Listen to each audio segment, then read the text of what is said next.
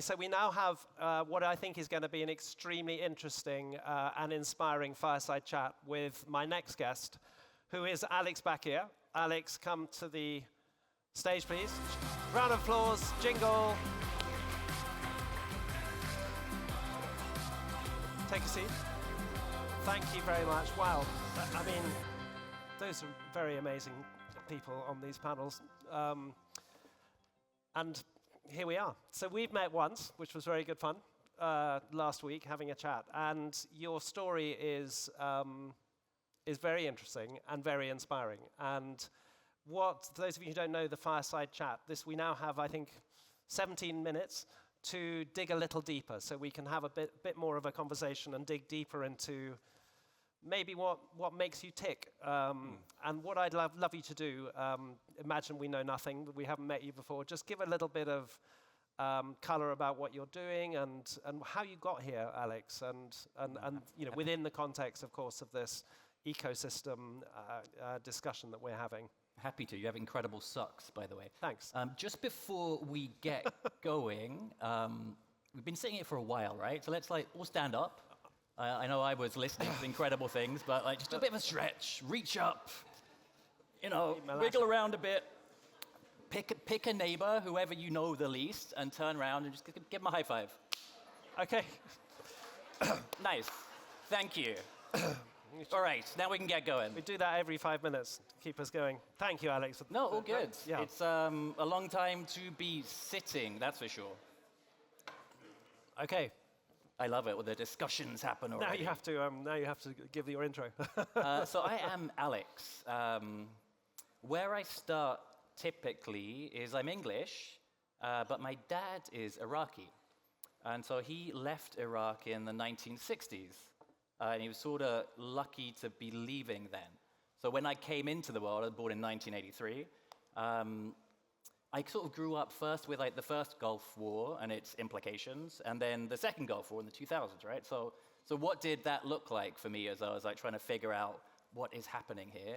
It is essentially refugees, leaving a place that was now no longer tenable as a place to live because of security failings and other stuff, and being lucky enough to come to the UK because my dad was there, he's established himself. He had married a wonderful woman from a coal mining family in Northern Europe, right? So that's sort of my context. And so what that means is, the first thing I sort of saw was, wow, this is not really stable, hey?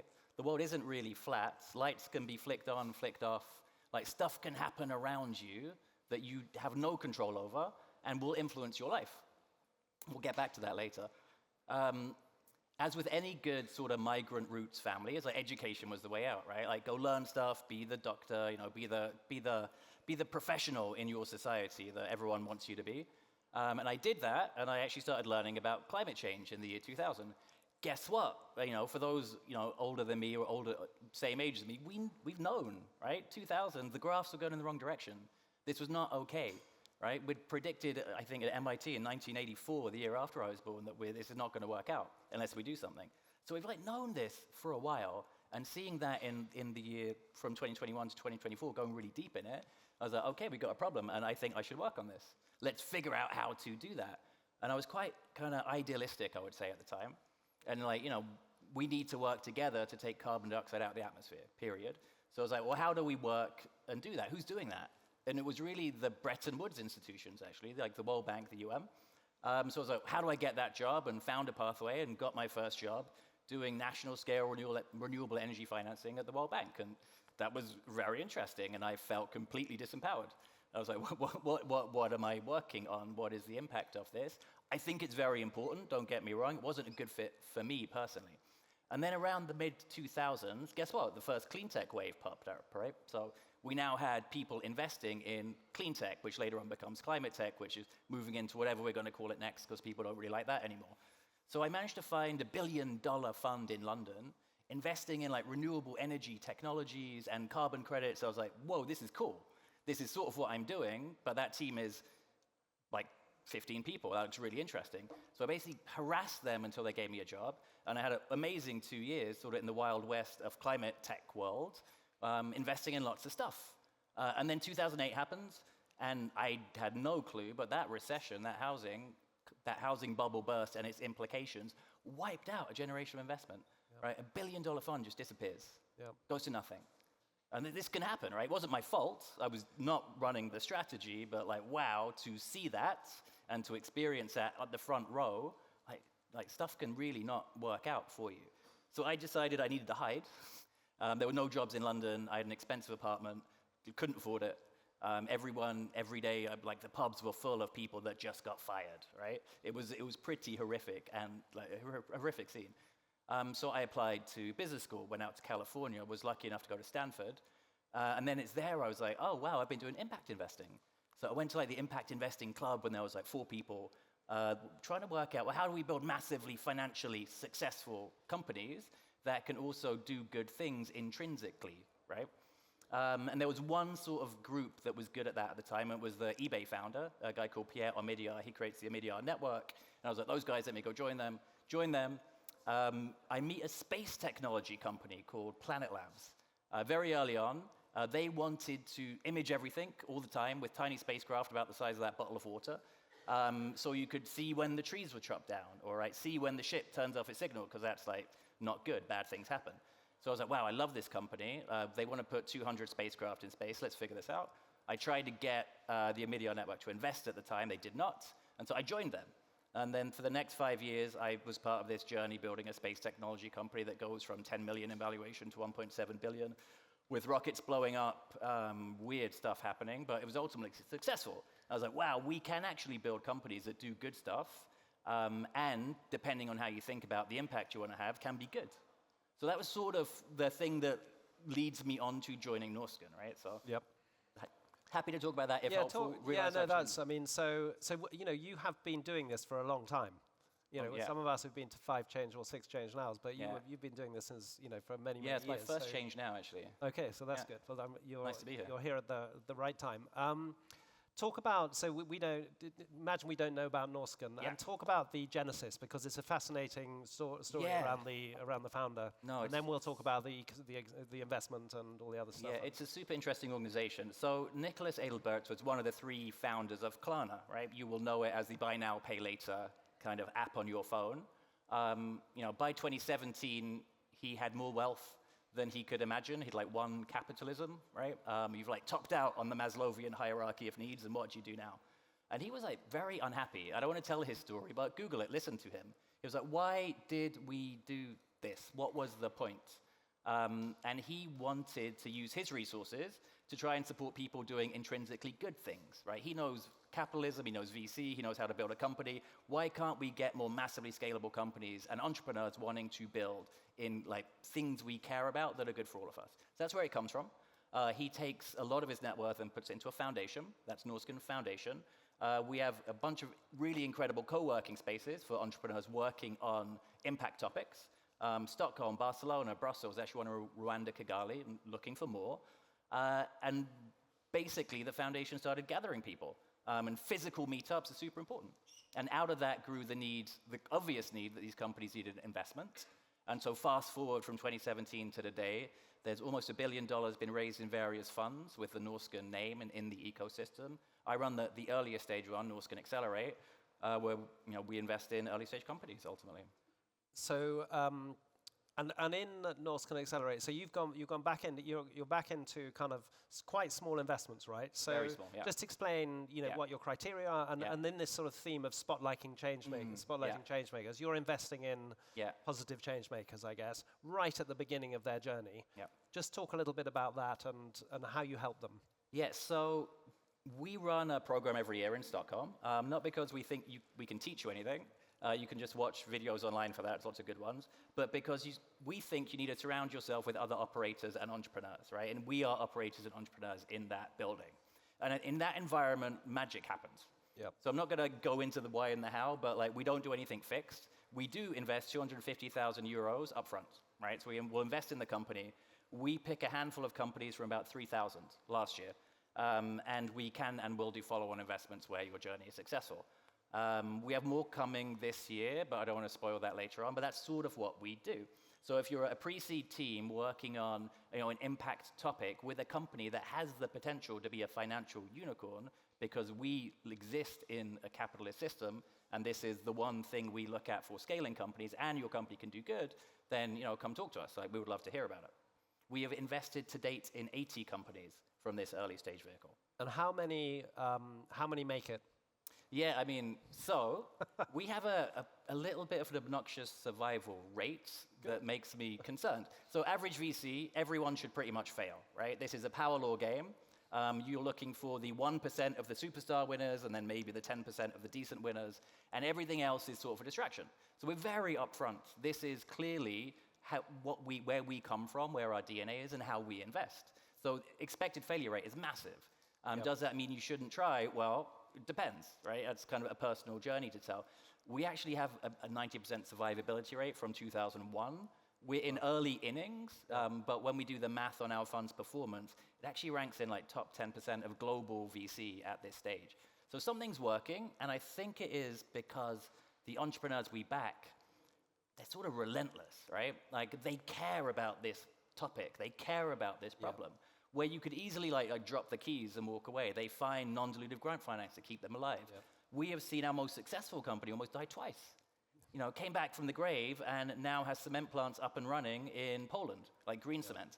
So like this stuff, the journey's not normal, but I believe that people that truly care about the company they're building and see how it can have a positive impact on everything else, they're the entrepreneurs we want to back. Their resilience level is insane.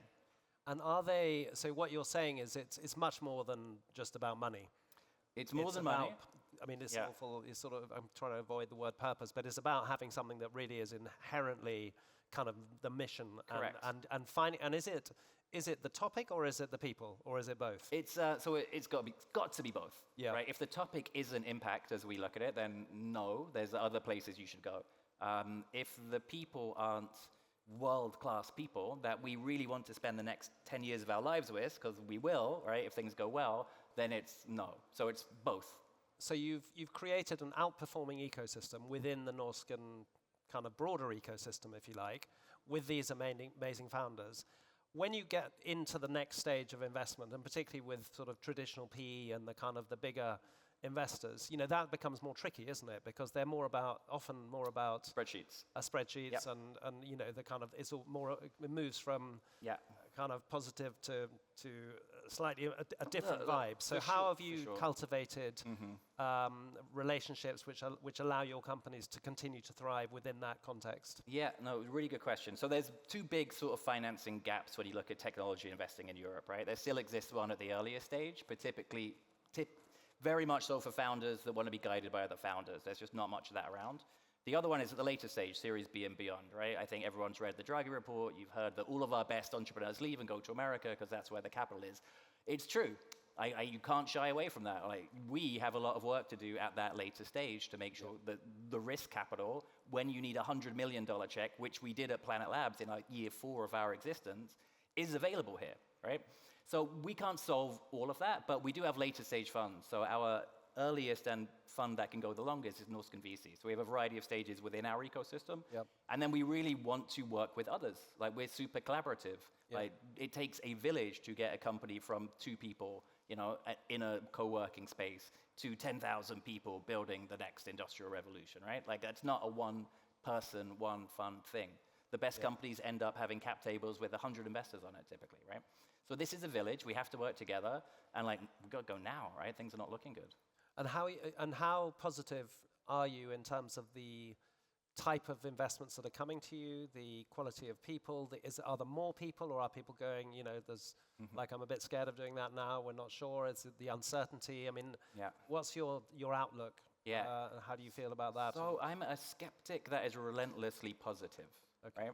I think now is like the worst of times, but also the best time to found a company. If you can get something off the ground now, in this economic environment, your chances of winning, if you survive the first 3 years, are pretty high. Like, if we don't descend into general warfare, which fingers crossed we don't, I will touch wood, the economic cycle should be back in about 7 years, where this conveyor belt of pulling successful companies out of the private ownership into the stock market will be back on, right? So now's an amazing time to do it.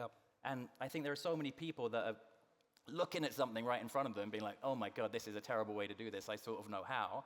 Like, we actually have incredible human capital here. I think we now have a very strong early stage ecosystem, and you sort of have to make the bet that, okay, once you get to your growth capital stage, Europe's figured its stuff out, or the standard choice is go to the US. But we have a bit of time to figure that later stage capital out. And do you feel, so you talk about here being Europe, and you're primarily Europe, although you have personal experience in the US, but you're kind of more European based, I guess, and you're thinking of Europe. And that kind of maybe differential of balance between the big money's in the States, and that kind of you got to go to the States to do that. Do you think that's changing? Do you think Europe's getting its act together on this sort of secondary ability to put big money behind some of these businesses? I mean, again, like climate change, we've known about that for 20 years, right? We've known there's not later stage capital available in Europe for 15. Is it changing? I think yes, but like this goes all the way up to the capital allocators, right?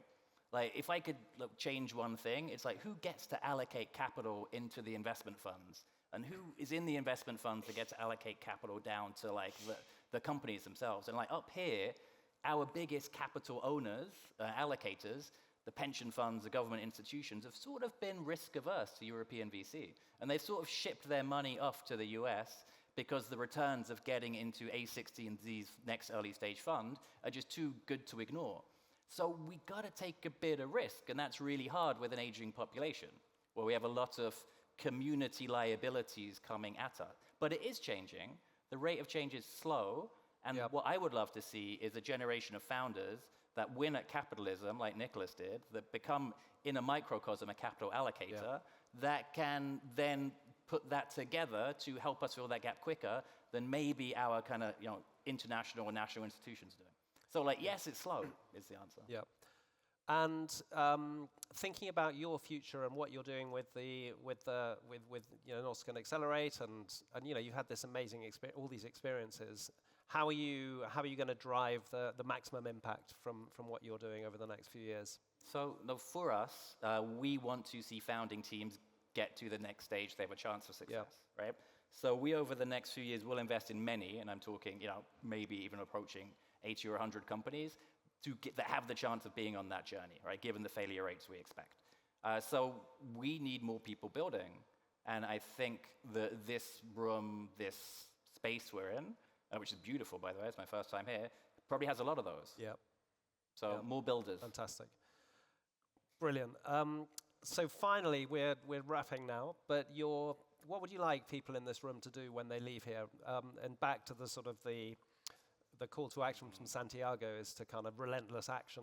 What are you thinking we should be doing, all of us? So I got probably two thoughts, right? I think ever since COVID drove us indoors, we have been lacking a bit on talking to each other outside the very curated online channels that most of us exist in, right? So that's great, do that too. But there's something really valuable about in-person, about being with people that care about the things you care about. This is where opportunity happens, right? So that's call to action number one. Go outside. I think it's safe, at least for the time being. So great, everyone is here.